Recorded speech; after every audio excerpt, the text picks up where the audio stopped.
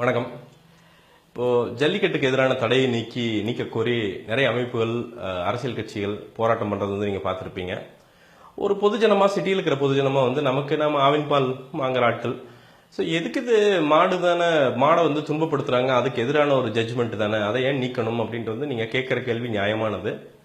ஆனால் உங்களுக்கு மீடியா காட்டுகிறது அப்படிங்கிறது அவ்வளவுதான். மீடியா வந்து பீப் சாங்கும் மற்ற சில பல சர்ச்சைகளும் அதற்கே வந்து மீடியாக்களுக்கு வந்து நேரம் சரியா போயிருது. ஸோ இதை கவர் பண்றதுக்கு வந்து அவங்களுக்கு பெருசா நேரம் கிடைக்கிறது இல்லை. இதுக்கு பின்னாடி வந்து ஒரு மிகப்பெரிய உண்மை, ஒரு மிகப்பெரிய அயோக்கியத்தனம் இருக்குது. இந்த பேன் அப்படிங்கிறது சுப்ரீம் கோர்ட் வந்து இன்னைக்கு ஜல்லிக்கட்டு ஃபர்ஸ்ட் வந்து நிறைய ரெஸ்ட்ரிக்ஷன் போட்டு பண்ணாங்க. அதுக்கப்புறம் பார்த்தீங்கன்னா சுத்தமா வந்து தடை பண்ணிட்டாங்க.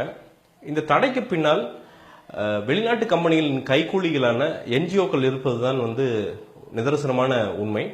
இவங்க எதுக்கு ஜல்லிக்கட்டை வந்து பேன் பண்ணணும், அவங்களுக்கு என்ன லாபம் அப்படின்னு கேட்டீங்கன்னா, அந்த ஜல்லிக்கட்டில் கலந்துக்கிற மாடுகள் அப்படிங்கிறது வந்து, அந்த காளைகள் அப்படிங்கிறது வந்து இனவிருத்திக்காக, அதாவது நம்ம கிராமத்தில் வந்து பாத்தீங்கன்னா இனவிருத்தி வந்து நடக்கிறது அப்படிங்கிறது, அந்த மேட்டிங் நடக்கிறது வந்து ஃப்ரீயா தான் நடக்கும். அதற்காக யூஸ் பண்ணப்படுகிற அந்த காளைகள், அதெல்லாம் அந்த காளைகள் வந்து பக்காவா பராமரிச்சு, அந்த பராமரிப்புக்கு வந்து ஒரு மகுடம் மாதிரி தான் வந்து அந்த வருட வரும் நடக்கிற ஜல்லிக்கட்டு. இந்த ஜல்லிக்கட்டு அப்படிங்கிறது வந்து நின்று போச்சு அப்படின்னா, அந்த காளைகளுக்கான பராமரிப்பு அப்படிங்கிறது வந்து கொஞ்சம் கொஞ்சமா கம்மியாயிரும். அந்த காளைகளுக்கான பராமரிப்பு கொஞ்சம் கொஞ்சமா கம்மியானா, நம்ம நாட்டு மாடுகளின் இனவிருத்தி அப்படிங்கிறது வந்து கொஞ்சம் கொஞ்சமா கம்மியாகும். இது நம்ம கண்ணுக்கு தெரியவே தெரியாது, டக்குன்னு ஒரு நாள் நடக்காது. ஒரு 5 வருஷம் இல்லாட்டி 10 வருஷத்துல நடக்கும், ஆனா கண்டிப்பா நடக்கும்.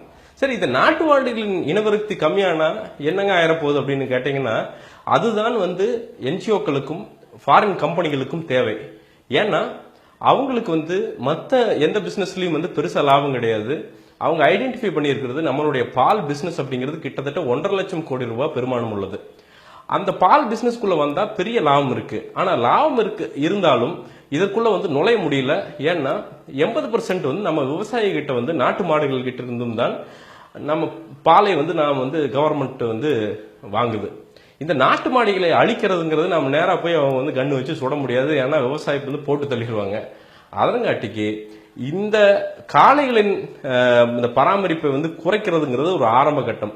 அது வந்து ஆட்டோமேட்டிக்கா நாட்டு மாடுகளை அழித்தால் என்ன ஆகும் அப்படின்னா, நீங்க ஜெர்சி பசுக்கள் அந்த வெளிநாட்டுல இருந்து வருது, நீங்க பாத்தீங்கன்னா கேள்விப்பட்டிருப்பீங்க, 40 லிட்டர் பசு கூட ஏசியிலே தான் இருக்குது அப்படின்ட்டு. அது இன்னைக்கும் நடக்குது, ஆனா ரொம்ப குறைந்த பட்ச இதுல வந்து நடக்குது.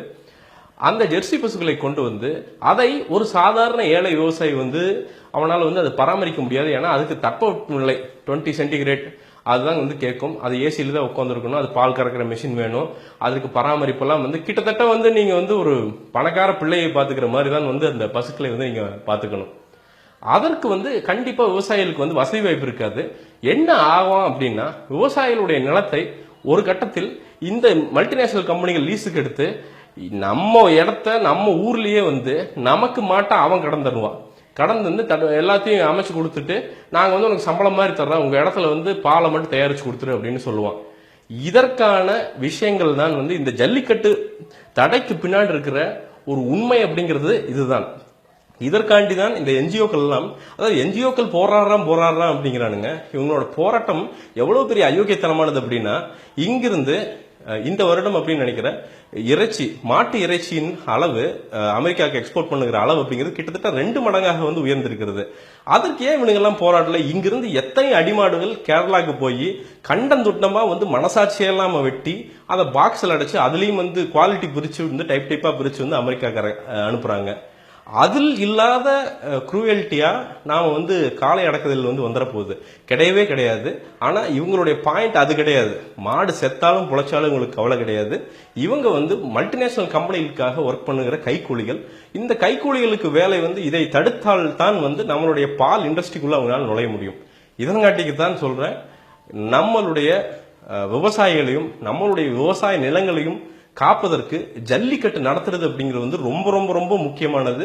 வருடம் எல்லா இடத்துலையும் சிறப்பா அது நடந்தால் ஒழிய நம்மளுடைய பாரம்பரியத்தை, அது வந்து வெறும் ஸ்போர்ட் மட்டும் கிடையாது, அது நம்ம ரத்தத்திலேயே ஊர்ன, நம்ம டிஎன்ஏலேயே ஊர்ன ஒரு விஷயம். அதன் போக அதெல்லாம் கூட விட்டுருங்க, இவ்வளவு பெரிய ஒரு விவசாய புரட்சி, இவ்வளவு விவசாயிகள் வந்து ஏதோ ஒரு அளவுக்கு வந்து நல்லா இருக்கிறதுக்கு ஒரு மிகப்பெரிய காரணம் அவர்கள் வைத்திருக்கிற பசுக்கள் தான். அந்த பசுக்களை அழிப்பதற்கு ஆயுதமாக பயன்படும் இந்த ஜல்லிக்கட்டு தடையை எப்படியாவது உடைக்க தமிழர்களாக நாம பெருசா போராட்டம் பண்றீங்களோ இல்லையோ, கடைசிக்கு ஒரு தாட்டு ஒரு ட்வீட்டோ ஒரு ஃபேஸ்புக் ஸ்டேட்டஸோ ஏதோ ஒன்னாவது போட்டு சப்போர்ட் பண்ணுங்க அப்படிங்கிறது வந்து என்னுடைய தாழ்மையான வேண்டுகோள். மீண்டும் ஒரு வீடியோவுடன் சந்திக்கிறேன். நன்றி, வணக்கம்.